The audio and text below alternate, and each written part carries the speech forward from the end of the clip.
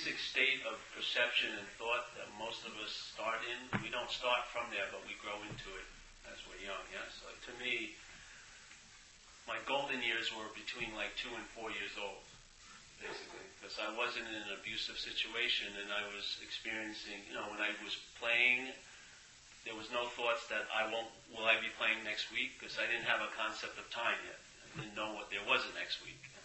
And I loved my mother. It didn't matter if she was obese and super ugly, because I didn't have a concept of beauty and ugliness yet. All this stuff that I grew into that concrete hadn't set. And in that state of the concrete not setting, there was wonder and awe and a feeling of peace that I was going to come to lose, it seems, as I grew older. Yeah? But I had the memories of those times. It was funny because when I was a kid, they'd take pictures of the family, and my whole family would be sitting there, and I was maybe, 3 or something, and I looked like a little cherub, everyone was very bright and a big unit of family. And then as introspection, if you know what introspection is, the head starts thinking about itself, an idea. Before, when I was 2, that wasn't going on.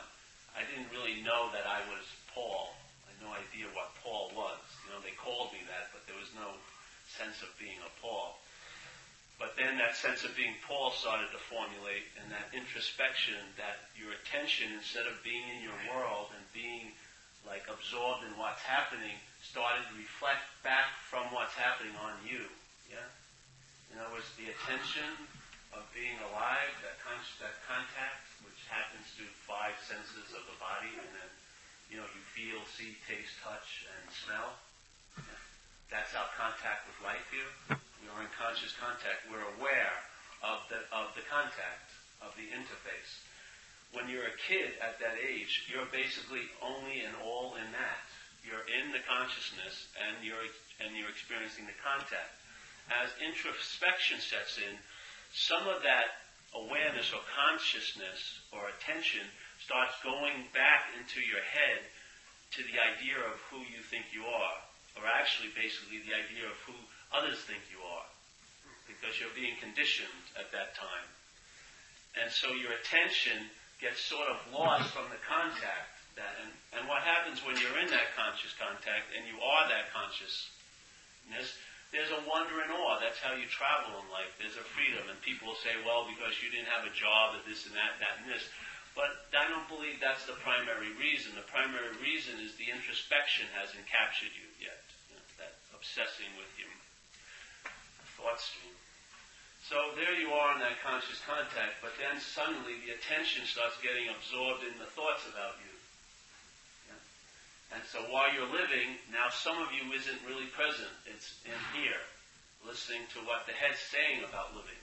So when I went into first grade, it was totally different than when I was a little kid. When I went into that first grade room, I didn't experience walking into the room. All I experienced was the thoughts that were running in my head about what they think of me, everyone hates me, I don't want to be here, and all like that. And more as I kept on living, I experienced less and less what was happening, and I experienced more and more of the thoughts about what was happening. Yeah? And all those thoughts about what were happening was really starting to get centered in what everything was happening to, which was Paul. Yeah? Now, I didn't know there was any other way to think, because I can't compare my thinking to yours. Can't go into your head. There can't be an x-ray of your thoughts. So I was just under the assumption this is what thinking is like. But what I found in time, through education and stuff, was that what I was thinking, how I was thinking is called self-centeredness. That's what happens. Yeah? So all of my thinking and all of the interpretations and perceptions of life were really centered in this idea of being Paul. This body, the thoughts, the brain, the family of lineage. And in that identification as being me, what I was living as me between 2 and 4 was forgotten, which I believe was the spirit that I am. Yeah? So the spirit was slowly forgotten, and I took this to be me, and all the thoughts to be about the me, And that's when my life, well, the wonder and awe started to be missing quite a lot. That it's not like being childish, it's childlike. That sense of the ability that gets super sad and then the next second laugh was gone. There was something happened, and it never seemed to go back to that state. And as I kept growing older, there was more and more, whatever I did was basically preempted by the thinking about it. I was constantly thinking about it. I remember this one time, I was like 11 years old, and I was going to school, and a girl said hello to me. And I went home and wondered what she meant by it for about 5 hours. Yeah? I just thought it to death. Does she like me? Doesn't she like me? Blah, blah, blah. What am I supposed to do if she likes me? It was just unbelievable, painful. Yeah? And this is what the life was like. I couldn't even respond to a natural feeling anymore. It would always be interrupted by thoughts about it. Yeah? Like I couldn't even just move to something I liked without having tons of thoughts about why I shouldn't or what's going to happen and this and that. So the living of life seemed to end, not dramatically, so I didn't notice it, but there was like a transfer from living life to interpreting life. Yeah. So it seemed like I gave up the living of it, and then I started accepting interpretation by my head of life as the living. And for me, personally, it wasn't that satisfying. I started to want more. I started to need to get some relief, because that picture of me when I was a little kid, like a cherub, as I got older and we had pictures of my family, you would see me in the picture and I was like looking at my mother suspiciously. You know what I mean? There was a sense of separation, and the more and more I grew into this state of self-centeredness, the more and more separated I felt in life. Even in my own home, I felt like I was in a boarding house. I had, who is this that's supposed to be my brother?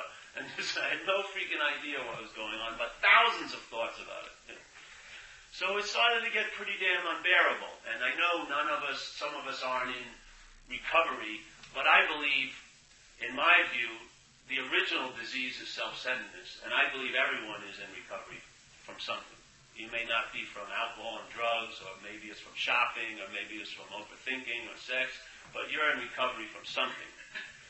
And I believe all of those diseases, and there's thousands of them seemingly, are rooted back to this preoccupation with the idea of being a self. Yeah.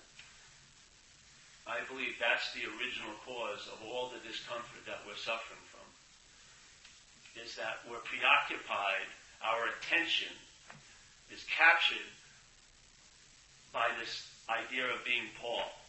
And it's sort of like being a planet with all your thoughts revolving around it all day. It gets to be really damn uncomfortable. So what happened with me, because of my conditioning, I have basically probably traits to be an addict and whatever, an alcoholic. That's how I sought relief from this unbearability. I didn't have that unbearability between 2 and 4 years old, but I quickly seemed to grow into it. And by 12 and 13, it was pretty damn nasty. And so when I was introduced to a way of getting relief from it, I took it. I tried some, and I found that when I checked out by drinking and doing whatever, I got some relief from it. But unfortunately, the relief was temporary, and it actually reinforced the dilemma more and more. And what happened with my life as an experience of living was when I started to drink and do drugs, I found out immediately I had magnetic appeal to people in uniform. Yeah? I started to have I had a lot of consequences in my life from how I saw it was I was just looking for my medicine, really, in a sense, because I was suffering from something, and everything everyone told me hadn't worked, but I got some relief from getting loaded. So this really created a destiny for me, because I created a lot of consequences in my life, and I had to suffer them. Yeah, going to detoxes and going to jail and stuff like that. Getting run over by a car. I got run over by a car twice in one night. Only a Only an addict or an alcoholic can pull that one off. By the same car twice. Ran me over, didn't know what he hit, he backed up over me. So, my life, and yet that wasn't sufficient to stop me. Because that unbearability, that idea of being Paul didn't get run over. That was still cooking. It was still driving me crazy. So I continued to live like that the best I could, and things happened where I was introduced to a solution. Now I believe addicts or addictive mind and alcoholic minds are just like an extreme subdivision of self-centeredness. I think everyone is suffering from self-centeredness. And one of the examples of self-centeredness now would be that most of the time your mind is occupied with what's not happening, really.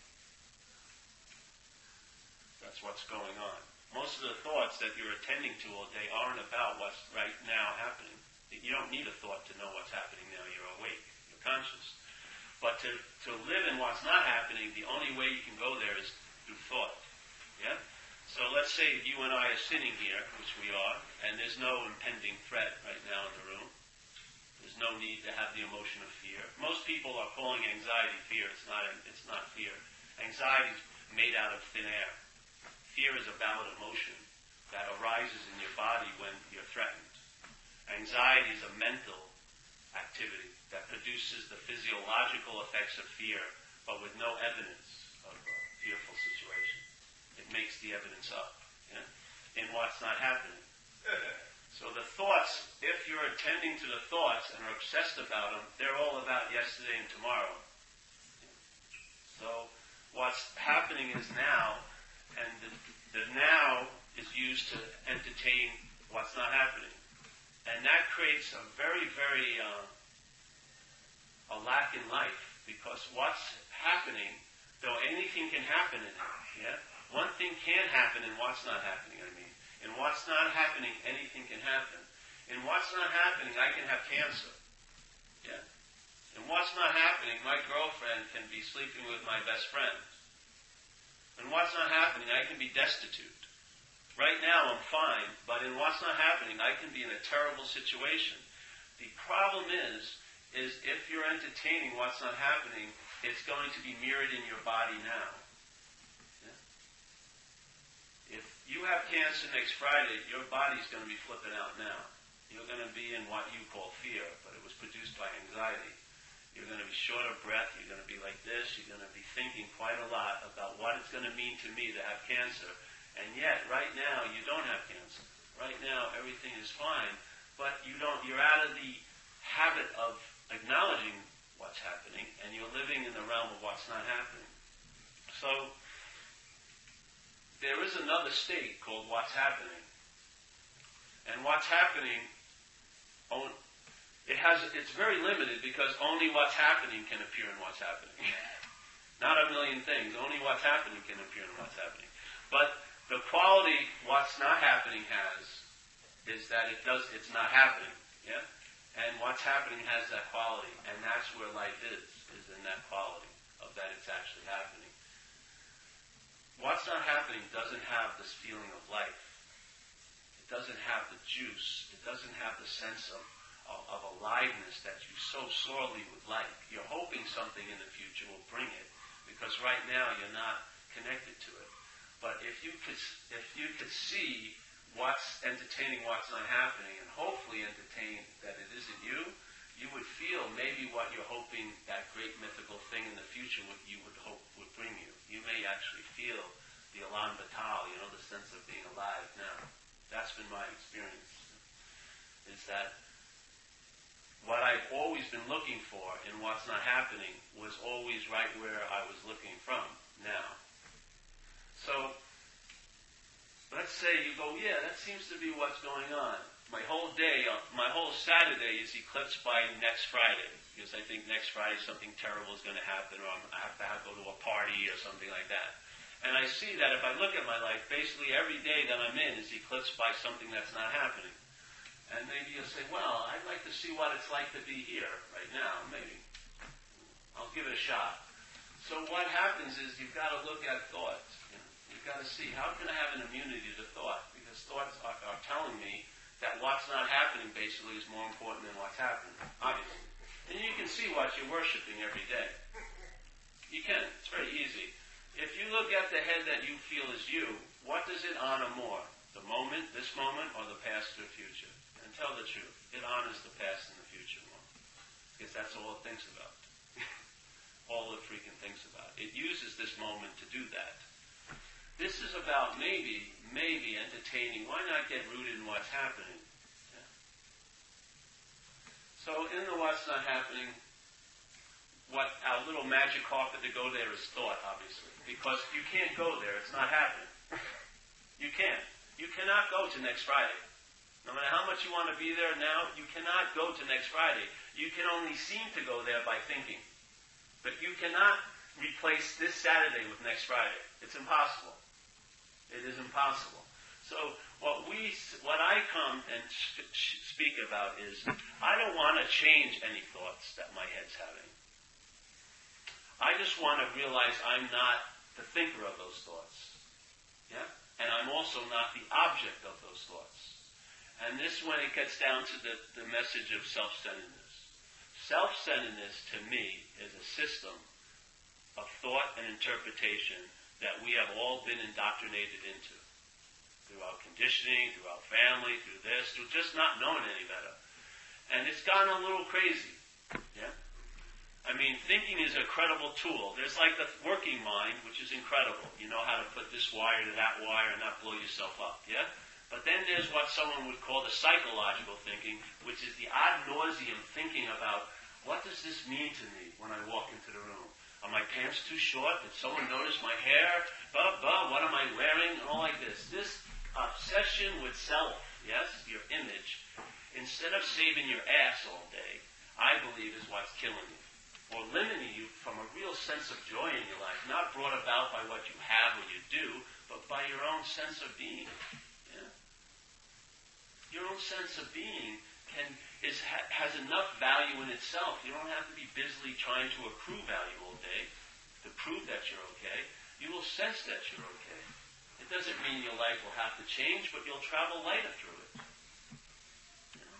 You'll travel lighter through it. They say you have 70,000 thoughts a day. It's pretty amazing. Australian research. It may have gone up by then. No, that was about 10 years ago. Well, let's say you only have 1,000 thoughts. Maybe say only 1,000 thoughts happen. Now, most people have a prior thought to all the thinking, which is, I'm the thinker of it. You believe you're thinking the thought. Most of us do. We believe this is thinking the thought that I'm having. Or that this is the object of the thought, which that's the truth. Most thoughts are about you as a body. They can't capture spirit. Thought cannot capture spirit. But the thought can capture a body very easily. So, most people believe they're the thinker of it. And this is where the dilemma is. Because, let's say if you were at a park and there was 30 kids playing in that park, and one of them was yours, where would your attention go to? The kid. To the kid. Your kid. There's 30 kids, but your attention would go to your kid. Why? Not because it's a different kid than all the rest, but it's yours. Yes? This is what I've discovered. And many people have, but I've actually tested it and it worked really well. Let's say I'm here and there's a house over here, adjoining this, but the walls are right together. And there's a girl that I'd like to meet, my neighbor. And I want to see, I don't want to ask her to go out with me because I want to make sure she would say yes. So I'm very keen on hearing what she says. And I'm hoping she's talking about me. Yeah? And here I am in this situation, but I'm not really here because I want to hear what she says about me. So I'm really drawn to listen to this. And people say, hey, Paul, come on, come back to this meeting. I go, yeah, but I have a difficult time doing what I think is even right because I want to hear this, yeah? And I'll be listening and straining to hear it. But if I hear that she's talking about math, I lose interest immediately. My name's Paul, by the way. Yeah? As soon as I hear it's about math, I'm totally free. No one has to say, hey, Paul, come in the room. I've already left. I don't have to take 2 months of workshops about not listening through walls to other conversations. I lost interest in it. Why? Because I heard it wasn't about me. That's exactly what can happen with thoughts. If a thought can be seen as not yours, you'll lose interest in it. If you lose interest in the thoughts, they cannot make up what's not happening to be real to you. In one group that I'm involved with, they have an acronym for fear, which is false evidence appearing real. So, let's say you're thinking about what's not happening. That's actually false evidence, which is like, I have cancer, yes? I have cancer and what's not happening. So that thought's are appearing, and it's evidence, yeah? There's evidence. It tells you a story. Oh, my liver's been hurting or something, right? It has some vague little connection. So that false evidence becomes only real to you, yeah? It's not real, so it's false, but if you believe it, it will appear real to you, which is the anxiety. Yes? So you bring what's not happening into what's happening. And you, by believing it, will allow what's not happening to override what's happening. Yeah? So basically, you're out to lunch every day. And you can diagnose yourself. I used to go to work, and then in hindsight, it'd be hilarious. I'd go to work, and then around 8 o'clock, I'd be home, drinking a beer, maybe watching some TV, and in my head, through thought, would tell me I had a bad day. Break the news to me. But I was in the day the whole time.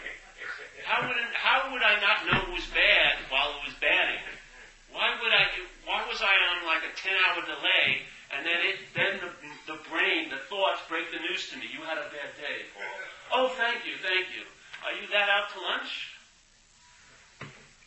People, sometimes it's years. They don't get it for years. Sometimes it's at the end of their life. The news gets broken to them that they've been out to lunch. That they've been constantly living in what's not happening. And it's a rude awakening, the time of death or something. Because the truth finally wins out. You can only make up a fantasy for so long. What's happening will override it. Yeah. So, this thing of my feeling is, I need immunity to those thoughts because I'm bonded to them. How I feel I'm bonded to them is because I'm identified with the oldest thought. And the oldest thought is that I'm a long-lasting, independent, separate entity. Some people would call it an ego. I don't call it that. I call it a sense of self. I believe I'm this. I believe I'm a body and a brain. Yeah. Now, one of the biggest experiences I had in my life is when my Uncle Fred passed away. I was 9 years old, and I really liked Uncle Fred. He used to give me money behind his back at relative parties and everything. He fought me off, basically. I liked him. Yeah.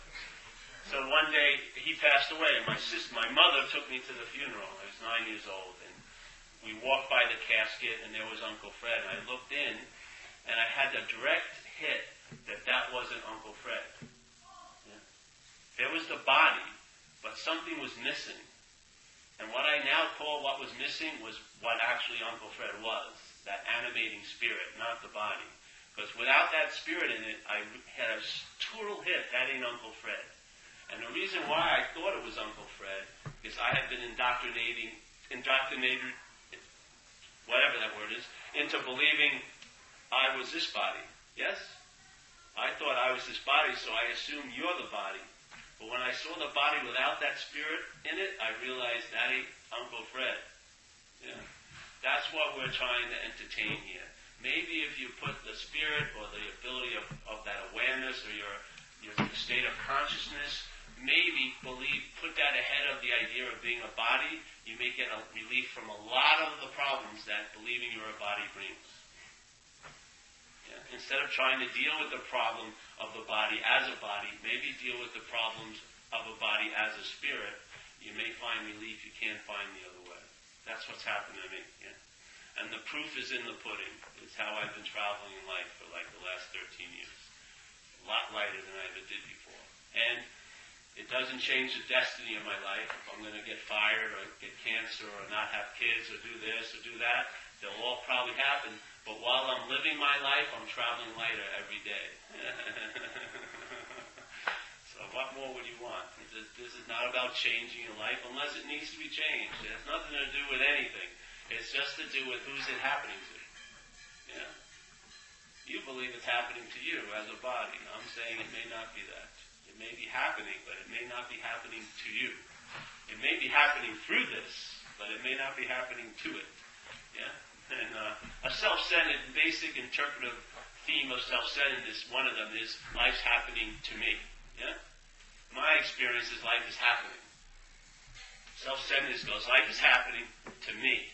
And then the stories are written about why or why it shouldn't, and why does it have to be this way, and blah, blah, blah, blah, blah, blah, blah, blah, blah, all this to me, selfing. But when you see life is happening, it's beautiful, actually. You know? It's a beautiful event. It's more than enough. Yeah? There's really nothing lacking in it. So, what I've been here for, and I do in other places, is just entertain, invite you, and there's no conscription. If you don't care about it, it doesn't matter. If you're happy with what's going on, and you feel really it's a sound foundation your life is based on, then do it. This is for people that may be questioning something. And I found that I followed this questioning, and this is where it led me. And it led me to the root, which was, am I this mental projection through thought that's constantly being reinforced every day, or maybe I'm something other than that. And when I entertained I was something other than that, there happened a shift, and the emphasis of my life on thought got moved to the background, and the emphasis on the part of life called living got moved to the foreground. Yeah? And I like it a lot better. I think the thinking is a great tool, but I don't like it to be the guide. I want it to have it tell me what wire I should plug into the other, but I don't want it to tell me what you're like, what I'm like, what the world's like, what they're going to be like. I don't need it for that. I can sense you. I don't need to think about you. Yeah? I can feel the energy in the room, and I know I'm safe. I don't need to think about, am I safe or not? But I gave that up a long time ago, and I took the second thing that was offered, which was thinking about everything. So, when was the last time you actually experienced walking into a room? Most people experience walking into a room through the thinking about it. The walking into a room is forgotten, really. But they're constantly obsessed with the thoughts while they're walking into the room. Constantly obsessed with the thoughts while they're driving.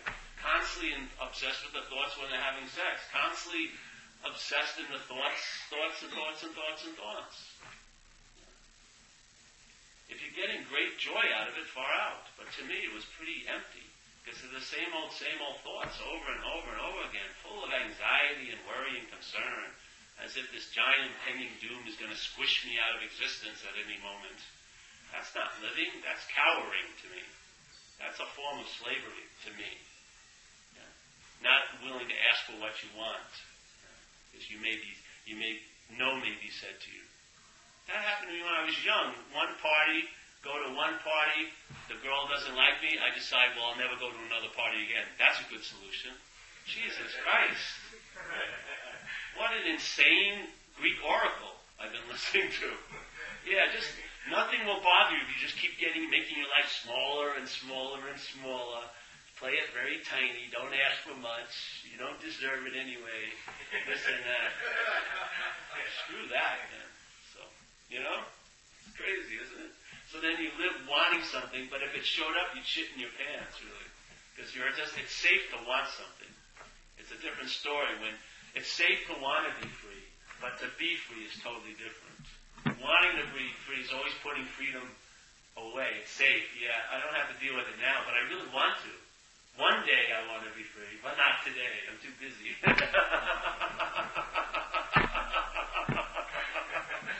Then you may run out of days, yeah? You just keep pushing it off, you may run out of days.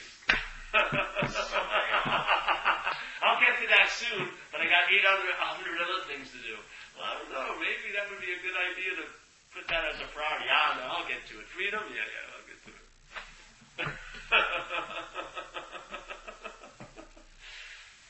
It's very direct, yeah? And the proof is in the pudding. You'll feel better.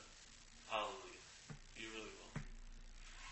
And if you're feeling great now, fire out. Tell me how you're doing it. Maybe I'll start practicing that occasionally. I'm always willing to include anything that works. This is is what's worked for me fundamentally. Yeah? I was too obsessed and attached to the thinking process. I was thinking my way through life instead of living through life. I'd like to have a little life amidst all the thinking. And I found the way I attained it, if I didn't attain it, the way I saw it was, I lost interest in the thoughts when I realized they really aren't about me. They're about being a body and a brain and a historical action figure, like Paul, the one who was there and who's going to be there. But they're not really, they can't capture my spirit. And I sense that I am that, yes, the spirit. And knowing that, I have an immunity to all the thoughts about what I'm not. They play, it's like a K-Paul, it's like a station, radio station. I keep picking up the golden oldies, yes, constantly. Tons of commercials about Paul, but it's in the background. The foreground is conscious, subconscious. And I'm back in that state of being childlike again. I have a lot of wonder and awe, and I'm a happy-go-lucky character in a sense. So. Why not, eh? So there's it's just an opportunity. If you like it, maybe someday you will like it. Who knows? You can always check it out. It's an invitation. For me, I couldn't find it on my own. I needed someone from outside to deliver the message. I was too busy, obsessed with self. Yes? And I don't want to go into all the details of selfing. I think this was a nice presentation, simple little offering. And it's not about right or wrong. It's about results. Yeah? If something doesn't allow you to travel lighter, then maybe discard it. Yeah? Give it a nice roll around, but if it doesn't work for you, move on.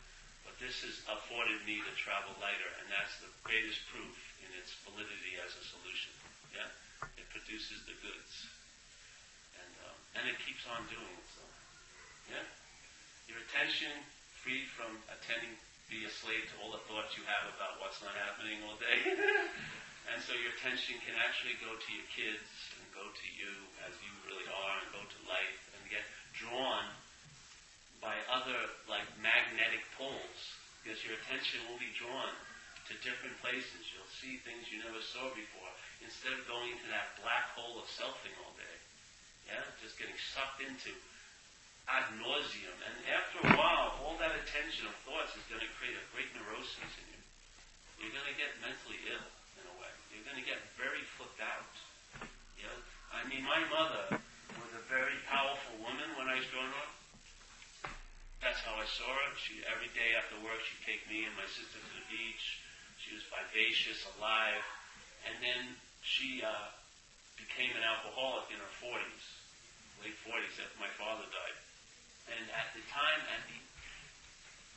in her later years, we lost everything, and then we were living in like a two-family house. We lived on the first floor. And every night she'd come home from work, and then she would drink. She would drink beer, and then she'd fall asleep on the couch. And she'd have the TV on very low. Yeah? And I'd come home, let's say at 11. I was like 13 at this time, 14. Right? I'd come home at 11 years, 11 o'clock. And I'd go to try to put the TV up. I couldn't hear it. They had 13-year-old ears. They were pretty good ears. I couldn't hear it, only from like 10 feet away. And as soon as I started to turn the TV up, my mother would wake up and say, "What about the neighbors?" I couldn't even hear it. But her whole life, all her thoughts were concerned about what others were thinking. Insane.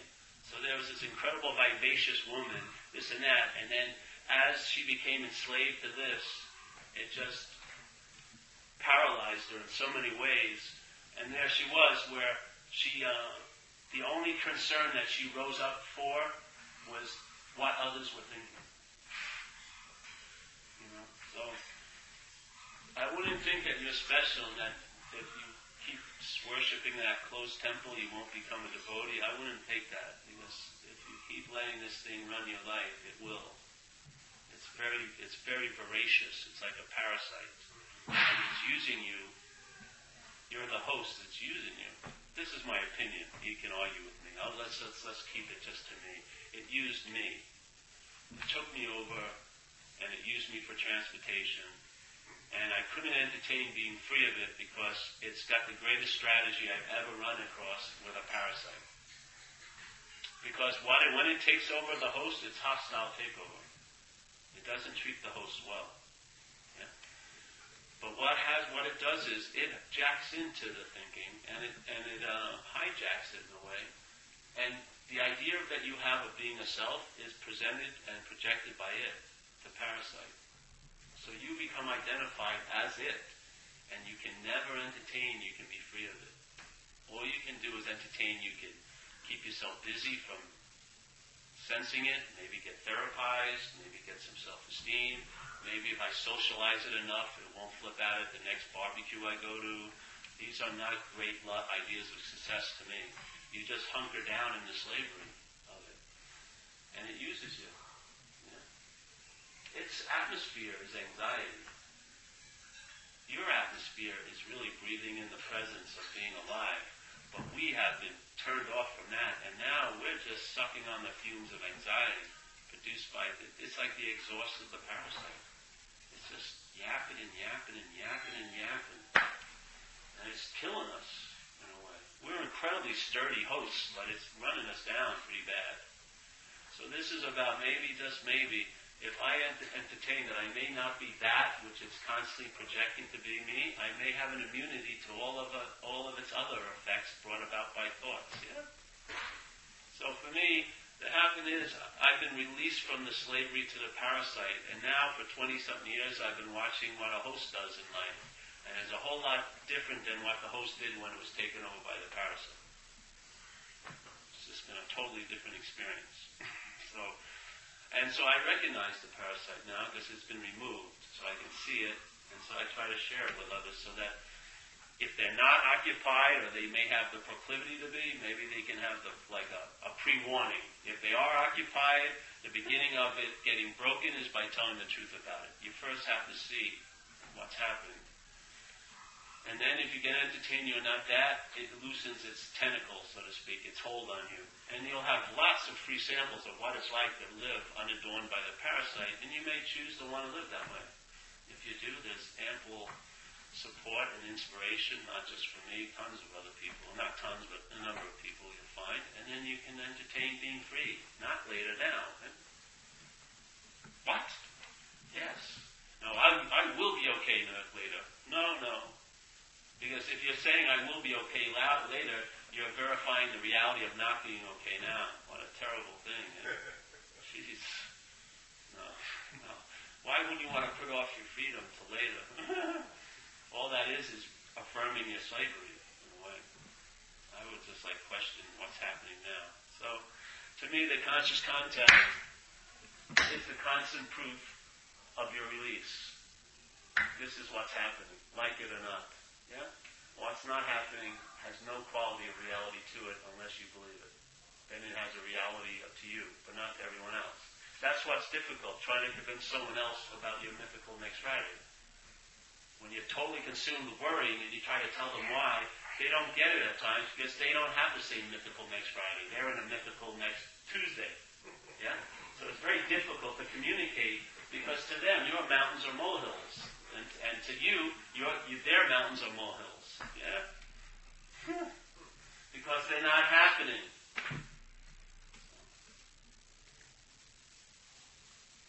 Any questions? Yeah. Well, tell the story about the cup and the wine, about the sheep. The cup and lime sheep. Okay. Please. You want a story? All right. This is an old story from India with a little bit of tinkering. So there was a young lion and a mother lion, and the young lion obviously was constantly with the older lion, and the mother lion gets killed. So the young lion is orphaned. And it really doesn't know what it is or anything. It's sort of lost. And it sees a herd of sheep coming into the area. So it runs after the herd of sheep, and the sheep see it as a lion, and they're afraid. But after a while, they realize this thing doesn't even know it's a lion. Yeah? This young little thing. So they adopt the lion, and so now the lion is in a herd of sheep, and it's trying its best to be a sheep. You know? It's barring, and they're talking about who's going to be the next sweater, and he's trying to seem interested and trying to live like a sheep. And he does this for a few years, and he feels a little irritable, restless, discontent because he's not a sheep, really, but he can't put his finger or his paw on it, why it's bothering him. So one day a big old lion comes running into the area to get a sheep. It's hungry. So it starts running after the herd, and the young lion sees it and starts running with the sheep. So the old lion thinks the young lion's joined the hunt, but it realizes the young lion's running away from it. So it stops running after the sheep and goes after the young lion, and it grabs the young lion. The young lion rolls on its back and says, "Please, Mr. Lion, don't hurt me, I'm just a simple sheep." And the old lion's like very perplexed. What? So he grabs the young lion and drags it over to this pond of water, and he puts both of their heads over the water, and they see the reflection. So the young lion sees its reflection, and it matches with the old lion, and it realizes immediately it's a lion. It doesn't have to think about it. It just gets it. Yeah, I'm a lion. Even year after day of being a sheep, thinking it was a sheep, 1 second of seeing the reflection, it realized it was a lion. 1 second. And so then the old lion goes roar, and it doesn't have to go to roaring classes. Yeah, it roars because it's a lion. This is what happens to us. Yes, you and I, let's say, believe we're a sheep. Yeah. But we're actually a lion. So obviously, it's not that satisfying for a lion to be a sheep.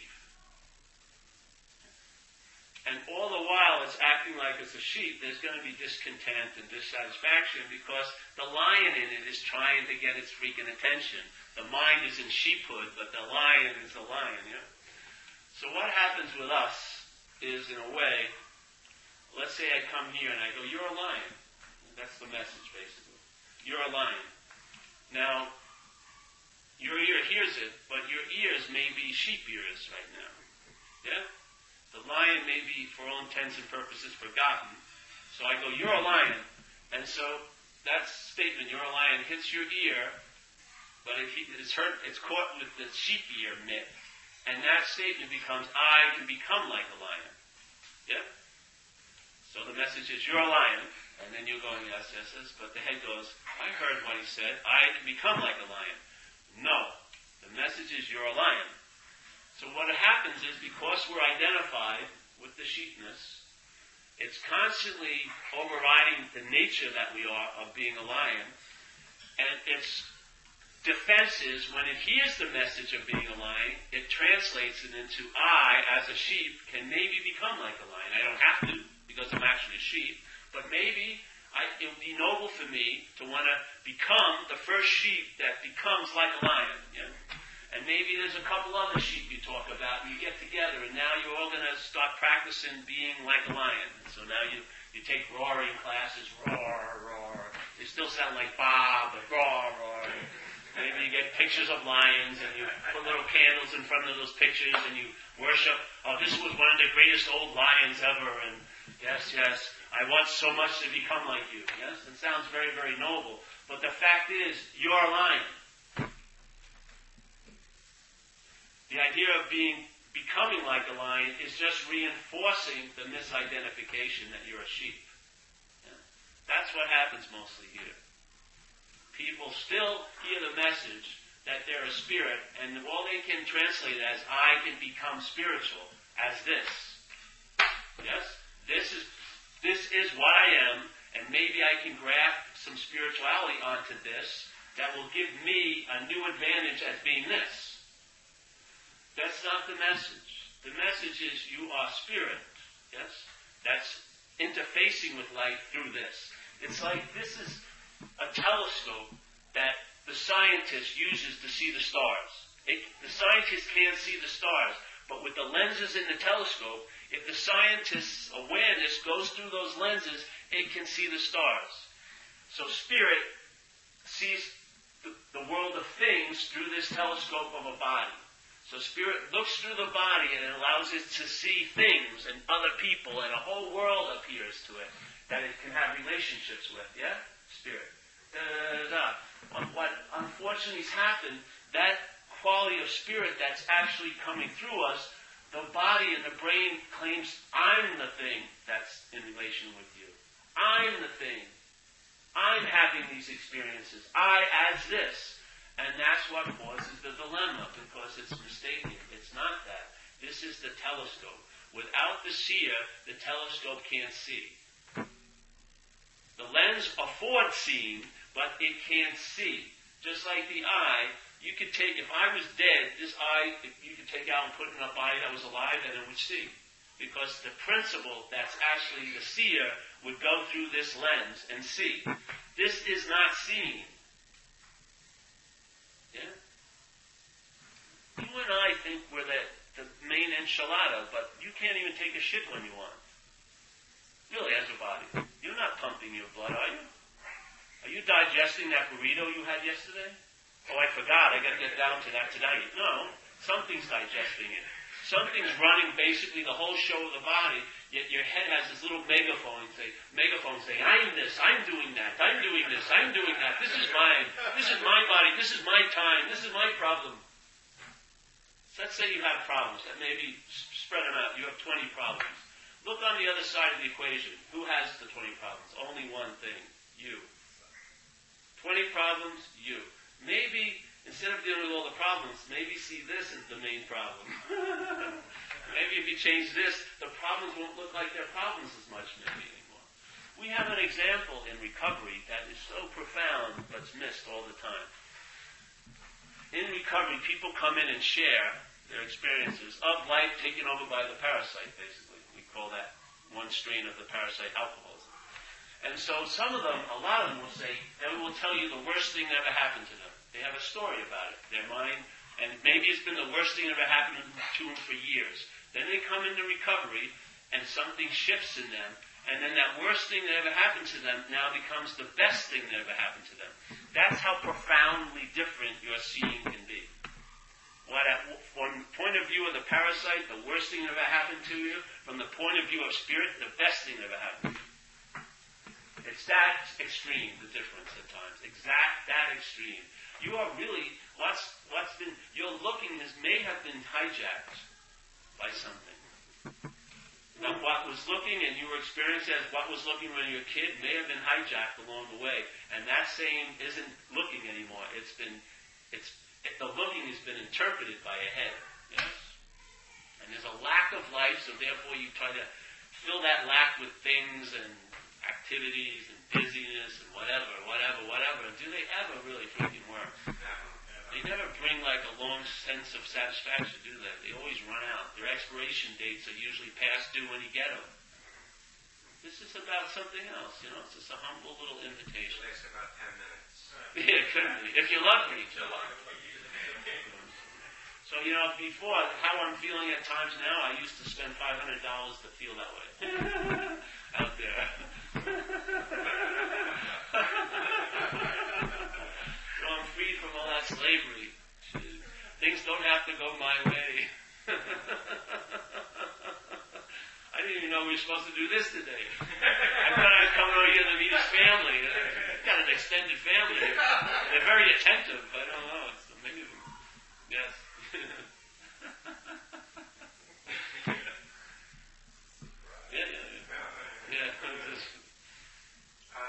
Is everybody in the world suffering from self-centeredism? Unless they're not. There's people that are awake. Yeah. Or most? Well, the ones I run into, most of them, yeah. I don't have a large enough to do a verifiable survey. I don't have enough specimens, but most of the people I run into aren't that happy, joyous, and free. Yeah. They seem to be preoccupied with things. Thoughts are things. Another question is what about the good thoughts? Are they bullshit too? Well, the thoughts aren't bullshit. It's the idea of the thinker. You being the thinker is bullshit. The thoughts it's great. I'd much rather have good thoughts playing on the station than bad thoughts. But I'm not the owner of the station. Yeah? I just noticed with myself that most of them are bad, Yeah. Well, they tend to if you have a certain predilection, like for me, my obsession with self was always on the negative side. I always felt something was really wrong with me. That's been the main theme of all my thinking. A suspicion or a paranoia about if they ever found out what I know about me, they'd kick me out of this party right now. Yeah? Or this relationship, or this job, whatever. Just use whatever thing you want to say. And that was a preoccupation, this paranoid view, coming from an idea of something. So my obsession always was more on the negative side. Yeah. Can you explain surrender? Well, yeah, I can try to explain. I'll get to you after that. Yeah. Well, surrender. Well, I don't think you can know surrender unless it's happened to you. For me, it happened to me once. It wasn't like I had been, like I said before, I was an addict in life. As my solution to this dilemma, I did drugs and alcohol to get relief. So at the end of my using, I ended up in a trailer park out in California. I had been up for like 4 days doing stuff, and I had no money. And I was sitting with a guy who I didn't know, watching TV in this trailer. And we were drinking a bottle of Royal Gate vodka. I don't know if you have Royal Gate here. I don't want to go. Most of you aren't addicts, and so it doesn't matter. But I was drinking this. And I looked at him, and he had bulbous nose and varicose veins on his face, and I said, this guy's a bum, But lo and behold, he was looking at me like I was a bum, and for some reason, something broke at that moment. We call it in recovery the moment of clarity. Something broke, and my denial of my situation was lifted, and it hit me like a CNN news flash. And it wasn't a story, just a headline, but the headline was, I'm screwed. Yeah? Now, people who knew me knew I'd been screwed for quite a while, but it was like news to me. I was like, what? I mean, I thought I was living the high life sitting here in this trailer, drinking 80-cent vodka. I'm screwed. Oh, it was like news, yeah? And that was when I experienced surrender. And I had been hit by cars and shot at and everything. I never had surrendered. I had surrendered to the police, but I never surrendered, But that was the surrender. So I now know what surrender is for me. I have that experience, but that was a gift. It didn't bring it about. But surrender was for me as I admitted, basically, that I was just not managerial quality. That I can't manage my own life, especially through thought thinking. It was just a wreck. And what happened was, from that, I made this. It just like everything just came to a halt, only for about 5 minutes. But this engine of seeking, self-seeking, to stop. And then this message came in, and from that little portal that opened, from wherever that was, it set off a train of events that the next day I was at the first recovery meeting I ever went to. And I've been clean and sober ever since, over 21 years now. So 5 minutes of this little influence changed my whole life. Why not surrender to that? That energy. Because it's done a much better job of managing my life than I ever did. Yeah?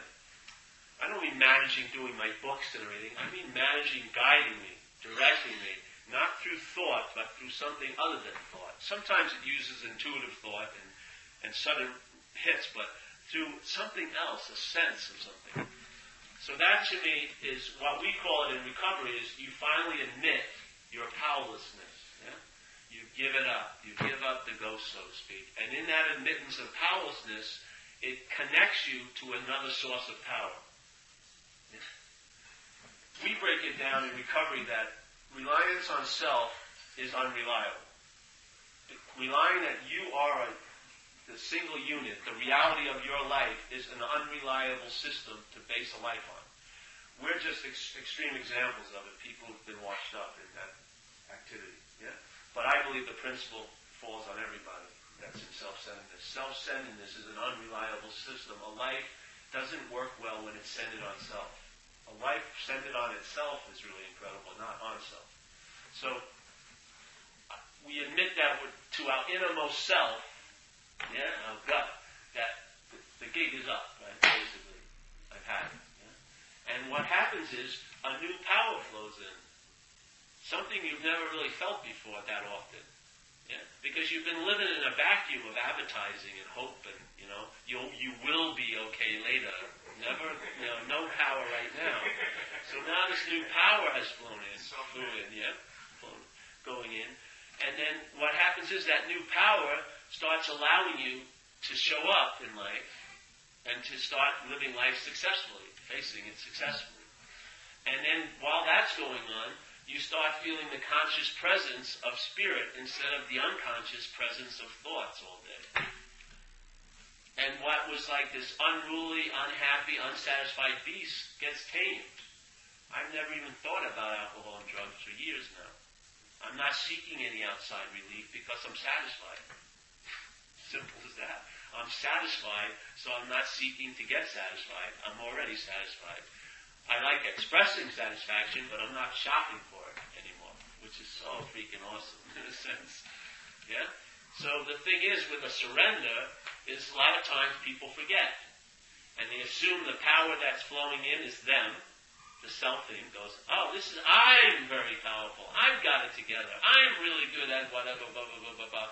And in that, you get cut off from that source of power because you claimed it as yours, as the self thing, yeah? And usually things go awry. Yeah? It may not go awry externally, but you'll not feel happy anymore. You'll feel dissatisfied. You'll have all the same things that you were very happy with, but now you're not happy that much with it. Because you've forgotten something. You've taken it all upon you again. And that burden causes you not to be connected to that source. So if you're lucky, something will happen in your life and bring you to a point where you surrender again. You just sit and you admit the powerlessness of you running your life. And then the power flows in. Yeah? So in a sense, you experience that the only time I feel or experience powerlessness, right, is when I'm exerting power. That the power that has been revealed to me, the self claims it and now has its self-will using that power. Yes? I admit my powerlessness, and in that admittance of powerlessness, I never experienced powerlessness. All I experience is power in my life now. When I forget that powerlessness and I exert power, I experience powerlessness. People don't do what I want. They don't go my way. I don't get what I want. Things happen. Blah, blah, blah, blah, blah, blah, blah. So when I'm exerting power, I experience powerlessness. When I admit powerlessness, I feel power. I experience powerlessness. Powerfulness. Exactly. So that's what surrender is. Surrender is surrendering in that admittance of powerlessness. It opens you up to new power flows in. You feel a conscious presence, which is the source of satisfaction. Yes?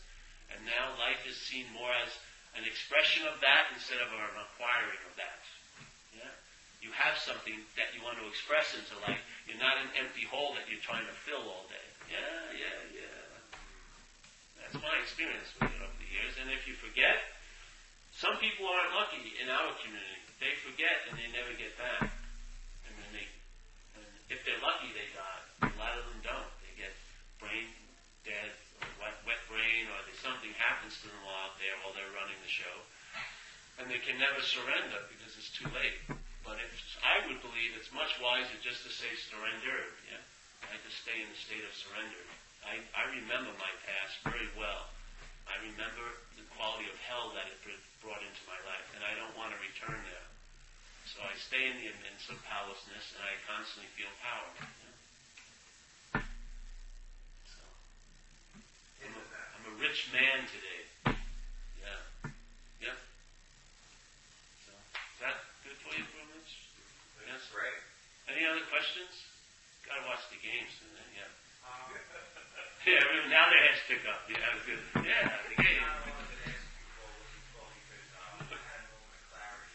I noticed that if you're focusing your mind, body, soul, I want people, places, and things. If you're focusing, you're absorbing inside yourself what worldly things saying is okay. False truths, and you're consuming all that.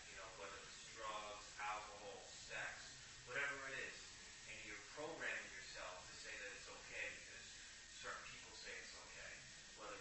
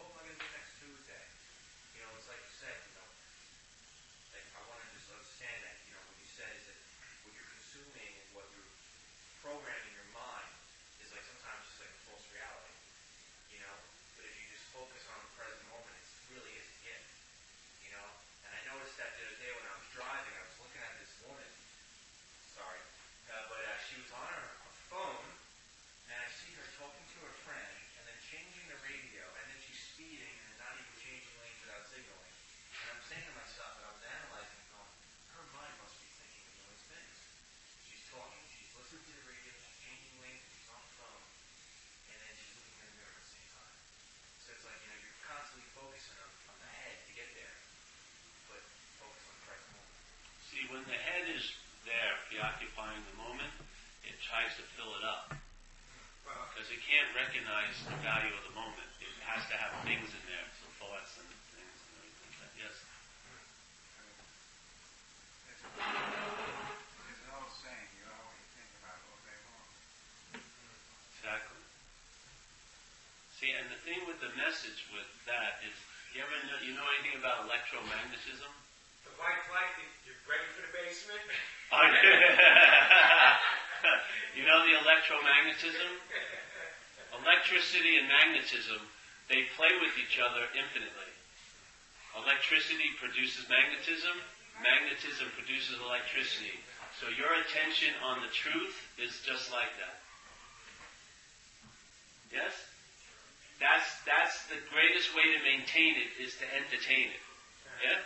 The electricity produces magnetism, which attracts your attention, and electricity is the juice, magnetism, and they're uncaused, basically, electricity and magnetism. They go on infinitely. They, in other words, reproduce themselves.